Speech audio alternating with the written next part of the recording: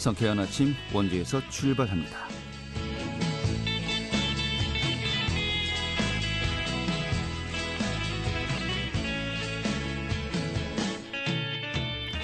안녕하십니까. 3월 15일 화요일 아침 인사드리겠습니다. 상쾌한 아침 원주에서 출발합니다. 진행의 한태호입니다. 자, 오늘은 날씨 완전한 봄 날씨를 회복하겠습니다. 오늘 낮 기온 14도까지 오르겠는데요. 또 그런 만큼 일교차도 크게 벌어지겠죠. 이번 주 후반까지 예년보다 온화할 것으로 보입니다. 하지만 또 일교차가 크다고 하죠. 또 이런 가운데 목요일과 금요일 사이에 전국적으로 또 한 차례 비가 내릴 것으로 전망이 되고 있습니다. 자, 오늘 준비한 소식 살펴보도록 하죠. 자, 대선이 지난주에 마무리가 되었고요. 이제 또 본격적인 전국 동시지방선거 또 열기가 뜨거워진 것 같습니다. 자, 오늘 그 원주시장 후보군 중에 한 명이죠. 최근에 또 예비후보 등록을 한 이 국민의힘의 원광수 예비후보자와 함께 오늘 그 공약과 또 본인의 출사표 소회 이야기 들어보는 시간 준비하도록 하겠습니다. 이 원주시가 청년 유출을 막기 위해서 청년 지원 사업을 진행하죠. 그 일환으로 남원지 역세권에 이 청년 창업 지원 허브를 설치한다고 하는데 그 내용 준비했고 또 취재 기자연결해서요. 도내 이슈도 점검하도록 하죠. 3월 15일 화요일 상쾌한 아침 원주에서 출발하겠습니다.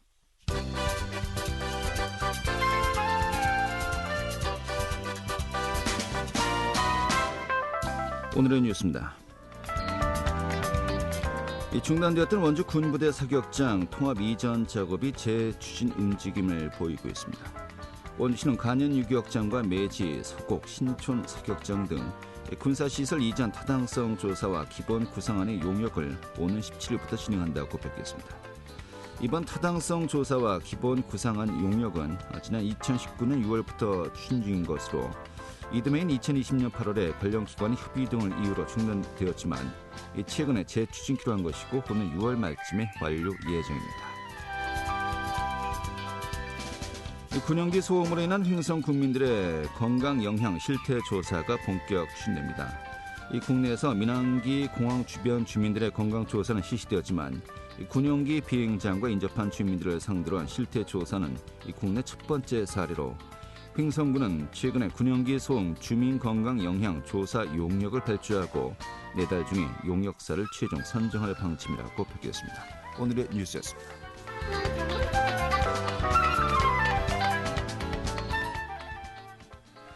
네, 올해는 20년 만에 대통령 선거와 또 지방선거가 잇따라 치러지는 해이죠. 지난주에 대선이 종료되었고요. 국민의힘의 윤석열 당선인으로 이제 결정이 되었습니다만, 자, 이제 또 본격적으로 6일 전국 동시지방선거 이제 그 열기가 점차 뜨거워질 것 같습니다. 지난주에 출마 선언을 했죠. 오늘은요, 국민의힘의 원광수 원주시장 예비후보와 함께 직접 모시고요. 여러 가지 또 이야기들 주사표 들어보도록 하겠습니다. 안녕하십니까? 네, 안녕하세요. 네, 반갑습니다. 지난주 주말에 출마 선언하셨죠? 네, 네.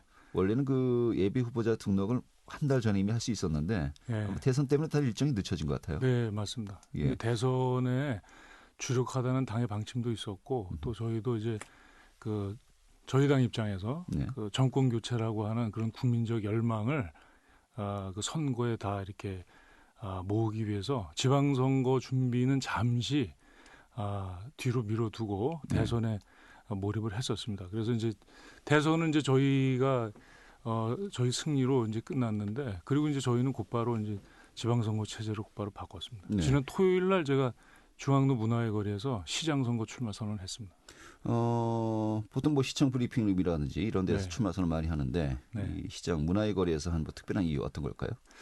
글쎄, 제가 2018년도에도 시장 선거를 출마했었습니다만 그때는 제가 시청 브리핑룸에서 시장 선거 출마 선언을 했고 이번에는 제가 이제 그동안 시민들과 소통하는 그런 것에 굉장히 주안점을 많이 뒀었는데 그런 의미에서 제가 이제 시장 나오고자 하는 그런 취지 또 시민들의 그런 반응 또 제 지지자들하고 직접 소통하는 자리를 마련해야 되겠다 싶어서 제일 좋은 자리 같아요. 시장 통해서 이렇게 출마 선언을 하는 게. 네. 구자열 민주당 또 예비 후보도 역시 문화의 거리에서 출마 선언을 했고요. 뭔가 좀 여러 가지 공통점이 있는 것 같기도 합니다. 이제 본선에 진출해야 되지만은 일단 구도를 우리가 좀 점검을 하도록 하죠. 원래 선거는 인물과 구도가 함께 또 이제 여러 가지 많은 변수가 되는 거 아니겠습니까? 근데 네. 구도가 네. 더 크게 좌우한다라고 네. 전문가들은 이야기를 하고 있는데 네. 이번 대선을 보면 전국적으로는 굉장히 박빙이었습니다만 원주만 놓고 보면은 한 5% 가까이 이제 차이가 나고요. 네. 구도는 굉장히 국민의힘 쪽에 좋아졌다라고 이제 보여지는데 네. 실제로 어떻게 좀 평가하십니까? 그런 것 같습니다. 그러니까 원주 지역은 지금 국회의원 두 분이 다 민주당 소속이고 네. 또 시장님도 12년 동안 그 재임해 오신 분도 민주당 소속이고 그래서 민주당세가 원주에 굉장히 강하다 기존에 그런 구도였던 것 같은데 이번에 그 대선 결과만 놓고 보면 저희가 이제 국민의힘이 5%포인트 많이 나온 걸로 나오죠. 네. 근데 이제 그런 구도는 이제 저희가 아주 그 전형적인 그 정치 구도를 이제 보는 시각이고 제가 보는 시각은 뭐냐면 그 구도라는 게 이제는 그 정치의 기존 그 틀을 기존에는 시장이나 정당 중심의 그런 시각으로 시정을 끌고 나가는 그런 구도가 지배를 했었다고 봐요. 근데 이제 이번에는 시민이 보는 시각이 그대로 원주 시정에 적용될 수 있는 그런 걸 바라는 그런 구도, 네. 프레임 이런 게 좀 작용했으면 좋겠습니다. 알겠습니다. 네. 뭐 구슬도 깨어야 보배라고 했고요. 네. 뭐 구도는 좋아졌다라고 하지만 전에 비해서 네. 이것을 또 어떻게 활용할 것인가, 또 시민들의 그 요구를 어떻게 니즈를 파악할 것인가. 맞습니다. 뭐 이제 영역에 또 달리는 것이겠고요. 네. 알겠습니다. 지난번에 이제 원주시장이 이제 출마하셨다가 이제 그 고배를 드셨었고 네. 예선 달 2018년도에 네. 예. 네. 이번에 두 번째고요. 네. 예. 본인이 좀 이렇게 또 재도전하면서까지 원주시장에 이제 도전하는 네. 이유, 출사표라고 해야 될까요? 네. 내가 왜 시장이 되어야 한다. 네. 좀 말씀해 주시죠. 저가 이제 한 10여 년 기자 생활하고 그리고 정치를 하면서 제가 도의원을 했었는데 그때 제가 도의원 하면서 계속 그 뭐랄까 스트레스를 많이 받았어요. 왜 그러냐면 이게 지방 행정 또 자치 행정이라고 하는 것이 시민, 유권자 또 그 세금 내주는 납세자 이런 분들의 의사가 명확하게 전달이 되고 그분들이 원하는 게 그 이 행정에 그 반영이 돼야 된다고 생각을 하고서 저는 도의원을 했는데 보니까 그런 것 같진 않아요. 시민들의 뜻이 아니라 뭐 단체장의 뜻대로, 시장 군수의 뜻대로, 도지사의 뜻대로. 그래서 뭔가 이 지방자치가 좀 왜곡이 되고 있다. 근데 제가 의원 생활을 하면서 그런 거를 좀 잡아보려고 그랬는데 잡아보려고 하면 할수록 충돌이 빚어지고 마찰이 빚어지고 뭐 이런 거죠. 그러니까 그래서 제가 자치단체장이 되어서 시장이 되어서 원주시장이 되어서 원주 시민들이 원하는 거 그것이 원주시가 1년에 쓰는 예산이 지금 뭐 1조 5천억이 넘는데 그 예산이 오롯이 원주 시민들을 위해서 유권자를 위해서 쓰여지도록 해야 되겠다. 물론 뭐 지금 기존에 해오셨던 그 전임 시장님도 잘하신 게 많죠. 네. 거기에 덧붙여서 전임 시장이 잘해오신 것은 제가 원주 시장이 되면은 전임 시장의 그런 성과나 그런 것을 그대로 이어받아서 차질 없이 진행될 수 있도록 이어받고 거기에 그 원주 시민들이 원하는 거, 새롭게 원하는 거 그리고 과감하게 수정을 좀 바꿔야 될 필요성이 있는 사업들 그런 것을 제가 시민들 시각에서 시민들 입장에서 바꿔 나가볼 생각입니다. 그래서 알겠습니다. 출마를 결심하게 됐습니다. 그러면은 원창무 시장이 이제 12년 동안의 시정 중에서 네. 뭐 전반적으로 이제 크게 뭐 평가를 한다면 또 약간 추상적으로 얘기 나올 수밖에 없는 것이겠고, 이건 내가 정말 이어받아야 되겠다. 이건 정말 괜찮은 정책이었다라고 하는 것. 네. 그리고 이건 정말 문제가 있는 것이 아닌가, 싹 뜯어 고쳐야 되는 거 아닌가. 네. 한 가지씩만 이야기하면 어떤 게 있을까요? 시장님이 뭐 잘하시는 게 많기 때문에 한 가지씩 말씀드리기에는 예.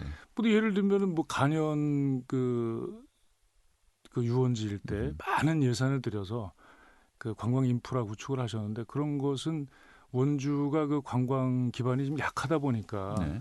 그래서 이 관광 산업 육성 차원에서 굉장히 많은 예산을 투입한 거 그런 어떤 과감성이라든지 이런 거 뭐 잘 하신 것 같아요. 그래서 제가 시장이 되면 그런 그 관광산업 육성책이라든지 하는 것은 좀 더 발전시키겠다. 예. 네, 차질 없이 이어질 수 있도록 네. 그 성과를 계속 이어받아서 진행시키도록 할 것입니다. 거기에 네. 이제 제가 그 원주 시민들의 말씀들을 이렇게 많이 들어보면 불편함을 겪는 것도 있잖아요. 그래서 뭐 예를 들면 기존의 뭐 작은 부분이긴 하지만 우산동의 그 상지대 들어가는 후문거리 거기를 이제 그 일방 통행으로 바꿨거든요. 바꾸면서 또 대규모 조경 사업을 했는데 결과적으로 보면 그런 그 46억 원 정도 되는 것으로 투입된 사업비가 저는 그렇게 파악을 하고 있는데 그렇게 해서 만들고 낳고 보니까 결과적으로는 지역 상권이 초토화되는 거. 두 집 건너서 한 집 상점이 문을 닫는 상황을 초래했다라는 여론이 있습니다. 그래서 그런 것에 대해서는 그러면 과감하게 원상복구하는 거 그런 여론 시민 여론이 강하다고 하면 그러면 이제 바꿔야죠. 네. 그런 것입니다. 그러니까 중요한 거는 시민 편익을 증진할 수 있는 사업이냐 아니냐 그런 걸 분명하게 판단을 해야 될 것 같아요. 그래서 알겠습니다. 시민 편익을 증진할 수 있는 사업이라면 과감하게 추진하고 그다음에 기존에 원주시가 추진했던 사업 중에 이것은 시민 불편을 초래하고 시민들의 이익을 저해한다. 이런 결과를 초래했다면 투입된 예산은 아깝긴 하지만 그게 아깝다 해서 그 사업을 계속 유지하면 시민들 불편, 시민들 불이익, 손해보는 게 너무 많으니까 그때는 빨리 방향을 수정하는 게 맞다고 생각합니다. 알겠습니다. 네. 이 정책은 앞으로 좀 많은 기회가 있을 것이고요.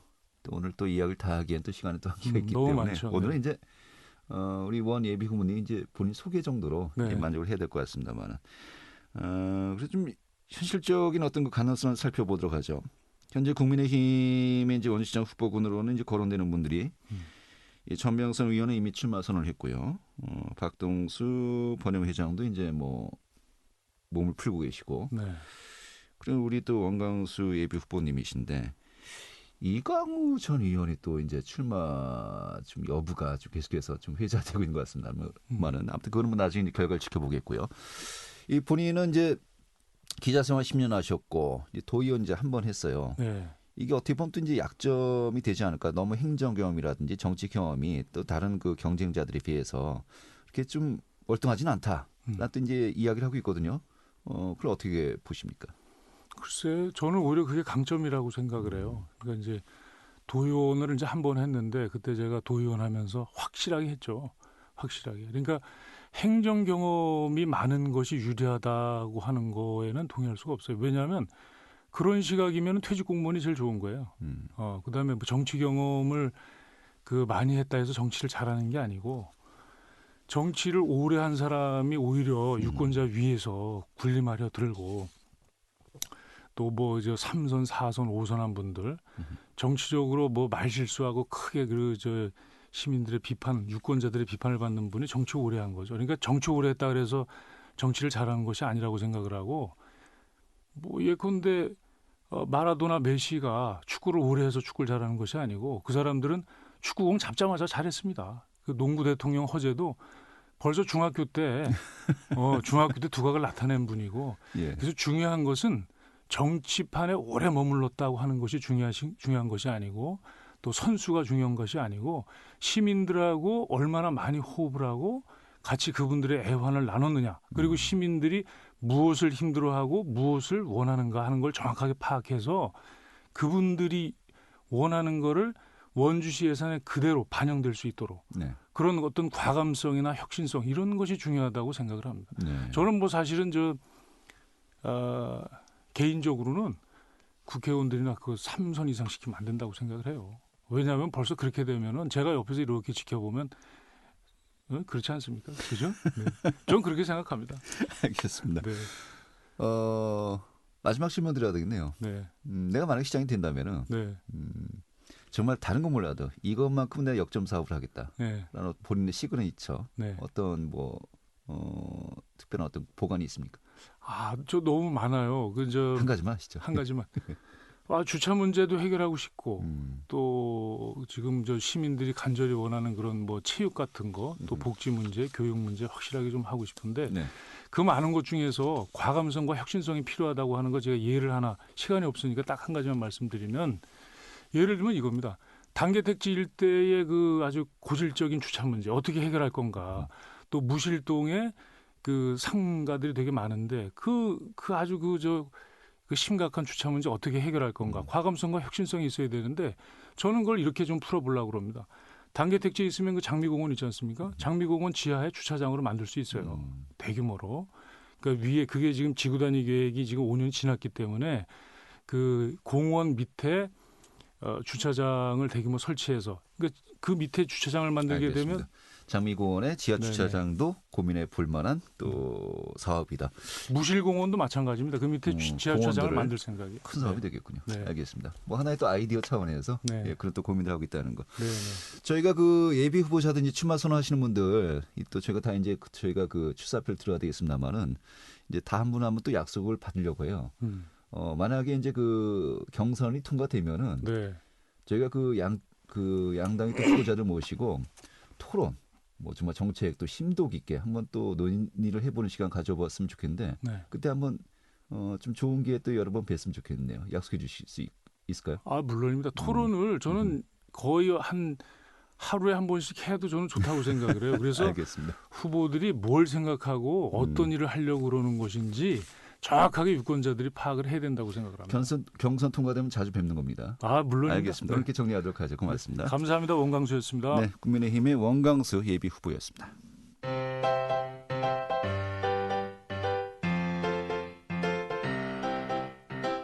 KBS 원주방송국이 유튜브 다시 듣기 서비스를 실시합니다.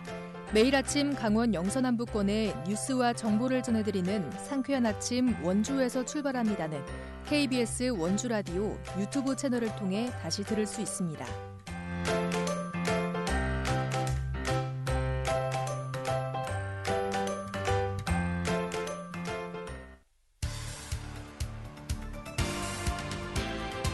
알찬 정보, 생생한 현장의 소식을 전해드립니다. 리포터 현장. 네, 원주시가 대규모 지원 사업으로 청년층 붙잡기에 나선다고 합니다. 남원주 역세권에 청년 창업 지원 허브를 조성한다는 것인데요. 오늘 그 사업 내용 살펴보도록 하죠. 추인의 리포터 자리했습니다. 어서 오시죠. 네, 안녕하세요. 네. 자, 원주시가 남원주 역세권에 청년 지원 사업을 위한 단지를 조성한다는 것인데 먼저 큰 틀에서요. 남원주 역세권 개발 사업 현재 진행 상황 어떻습니까? 네, 일단 원주역 주변에는 2개의 대학이 있는데요. 이 부근에 원주시의 청년 창업 지원 시설이 들어설 예정입니다. 이 청년 창업 지원 허브는 도내에서 가장 규모가 큰 청년 지원 시설로 원주시는 이곳을 청년 창업 전진 기지로 만든다는 구상입니다. 먼저 남원주 역세권 개발 사업은 원주역 주변 지역 개발로 남부권역 도시 경쟁력을 확보하려는 사업인데요. 총 사업비 2,800여억 원을 투입한 역세권 주변 택지 개발 사업입니다. 처녀세대 규모의 민간 공동주택 2필지와 처녀세대 규모의 LH 임대주택 2필지, 또 많은 단독주택과 준주거용지, 상업 업무용지 등을 개발하고요. 이 외에도 도로, 공원, 녹지, 공공청사, 광장 부지 등의 시설이 조성됩니다. 현재까지는 부지 조성을 위한 토목 공사 작업이 70% 정도 완성된 상태고요. 이번 하반기에는 도로 포장과 조경, 기타 기반 시설 시공을 마무리해 10월 중으로 공사를 완료할 예정입니다. 지난 2월까지의 분양률은 55% 정도인데요. 개발 사업이 완료되면 분양한 건물들이 신축 운영되면서 철도 이용객의 편의를 더 높이고 원주시의 일자리 창출과 미래 성장 동력을 확보할 것으로 기대됩니다. 네, 함께 진행되는 남원주 역세권 청년 지원 사업에 관해서 원주시청 균형개발과 오하용 택지개발팀장에게 들어봤습니다. 창업 지원 허브는 원주 역사 맞은편 광장시설과 인접하여 있으며 광장시설과 본시설 내부 공간을 연계하여 광장의 활용성을 높이고 외부와 소통하는 공간으로 활용됩니다. 1층에는 오픈 카페, 전시 공간 등 활용으로 공공보행 통로를 통하여 원주 역사와 주변 상업 및 업무시설 광장을 엮어주고자 합니다. 청년 창업 지원 허브 구축 사업에 대하여 시민 여러분들의 적극적인 관심을 가져주시고 일자리 창출을 높여 고용 촉진을 통한 지역 내 유능한 청년들의 유출을 막을 수 있는 계기가 되도록 적극 노력하겠습니다. 네, 이 청년 창업 지원 허브 좀 어떤 기관들 구성되는지 또 운영 계획은 어떤지 궁금하군요. 네, 남원주 역세권 창업 지원 허브에는 중소벤처기업진흥공단 산하의 강원 청년 창업사관학교와 원주 미래산업진흥원 등 4개 기관이 입주합니다. 사업비 100억 원이 투입되고요. 내년 말 준공될 계획인데요. 올해 7월에 원주시 청년지원센터가 문을 열었습니다. 원주시 청년지원센터도 이 창업허브로 옮겨가는데요. 창업지원허브 2층에 위치할 예정입니다. 구직자 대상으로 취업 상담을 진행하고요. 청년들의 눈높이에 맞는 정책을 개발하기 위해서 시청은 청년 전담부서 신설도 추진합니다. 앞으로 이 기반 시설로 다양한 청년 정책을 추진할 것으로 기대되는데요. 청년 창업 지원 허브는 2023년 8월 준공이 목표입니다. 이 새로운 사업들로 수도권으로 빠져나가는 청년들을 지역에 머무르게 할 계획인데요. 원주시청 균형개발과 오하용 택지개발팀장 이야기 이어들어 듣겠습니다. 창업 지원 허브 센터는 청년 창업 허브 기능을 수행하는 컨트롤 타워를 구축하여 지역 청년들의 취업난 해소를 위한 창업 인프라를 구축하고 산재되어 있는 창업 기관들에 집적하러 창업 수요자들의 편의성 요구에 대응할 계획입니다. 해당 건축물은 교육 연구시설로 연면적 2,986제곱미터, 지하 1층, 지상 3층 규모로 배치할 계획이며 지하 1층은 기계, 전기실 등, 지상 1층은 컨퍼런스룸, 오픈카페, 전시 공간 등, 지상 2, 3층은 입지 예정 기관들의 사무실, 회의실, 강의실, 시제품 제작실 등을 배치하는 것으로 계획되어 있습니다. 네. 자, 나머지 역세권의 청년 창업 지원 단지 조성, 이 적극적인 청년 정책의 효과 기대하겠습니다. 오늘 이렇게 정리 아주 잘 들었습니다. 네, 감사합니다. 네, 추인의 리포터였습니다.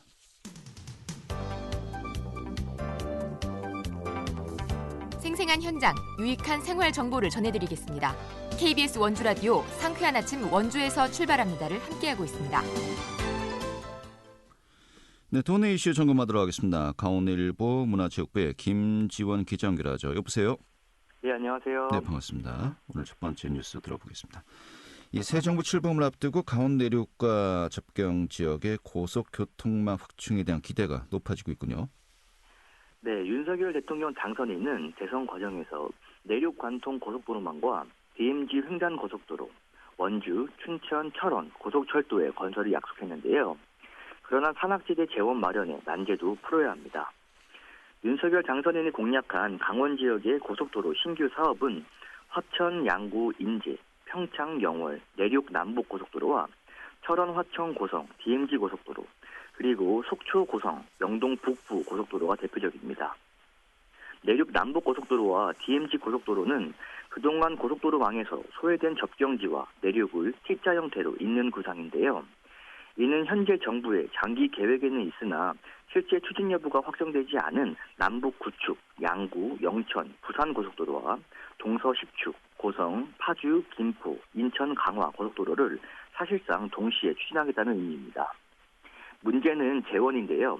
강원도에 따르면 산악지대를 관통하는 내륙 남북 고속도로는 사업비만 13조 7천억 원이고 DMZ 고속도로는 9조 원에 육박할 것으로 추산되기 때문입니다. 네.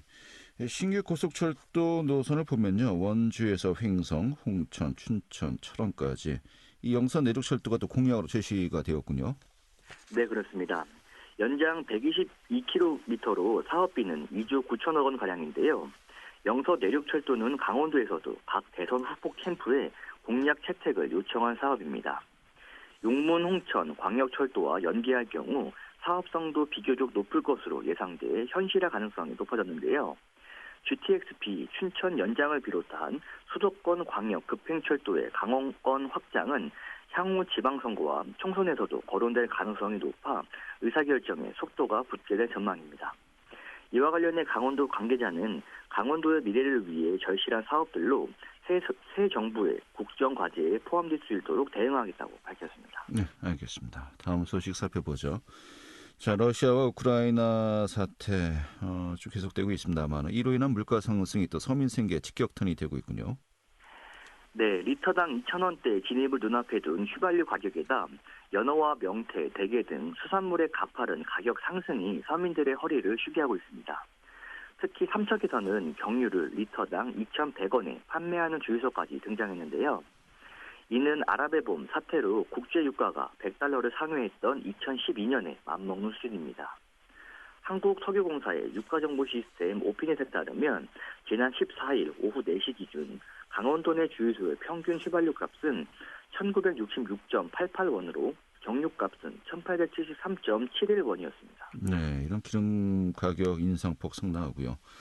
또 썰물 가격, 연어, 명태, 오징어 등 수입 의존도가 높습니다만 이런 썰물 가격도 고공행진을 보이고 있죠. 네, 러시아 영공 폐쇄와 러시아가 한국을 비우호국으로 지정하는 등의 악재로 수급 불안정이 심화된 탓인데요. 유통업계에 따르면 한 대형마트는 최근 노르웨이산 생물 연어 가격을 100g당 3,780원에서 4,780원으로 26.4% 인상했습니다. 강릉의 도매업체는 이달 초까지 22kg당 34,000원대였던 명태 가격을 최근 47,000원으로, 한 축에 6만 원이었던 냉동오징어 가격을 78,000원으로 올렸는데요. 이는 고스란히 서민 피해로 이어졌습니다. 순천시 낙원동의 한 일식집 사장은 웃돈을 주고도 연어를 구하지 못해 장사에 차질을 빚고 있다며 연어회와 연어덮밥이 주력 메뉴였던 탓에 매출 피해가 크다고 말했는데요. 이와 관련해 김영식 강릉 원주대 국제통상학과 교수는 수산물 원가가 오르는데 소비는 줄어들어 소상공인들이 이중고를 겪고 있는 상황이라면서 러시아가 우리나라를 비우호국으로 지정했기 때문에 에너지, 수산물 등 수출 규제로 경제 위기에 봉착할 수 있다고 진단했습니다. 네, 알겠습니다. 자, 오늘 소식 이 정도로 정리하도록 하죠. 오늘 잘 들었습니다. 감사합니다. 네, 강원일보 문화체육부의 김지원 기자였습니다. 자, 물가가 계속해서 오르고 또 이제 전쟁이 속히 또 정리가 돼야 하겠고요. 좀 걱정해야 될 것들이 참 한둘이 아닌 것 같습니다. 자, 3월 15일 화요일 아침에 보내드리는 상쾌한 아침 원에서 출발합니다. 오늘 소식은 여기까지입니다. 지금까지 구성의 문수연, 기술의 조원재였고요. 저는 한태호였습니다. 자, 내일 아침에 다시 뵙도록 하고요. 오늘 여기서 모두 정리하겠습니다. 고맙습니다.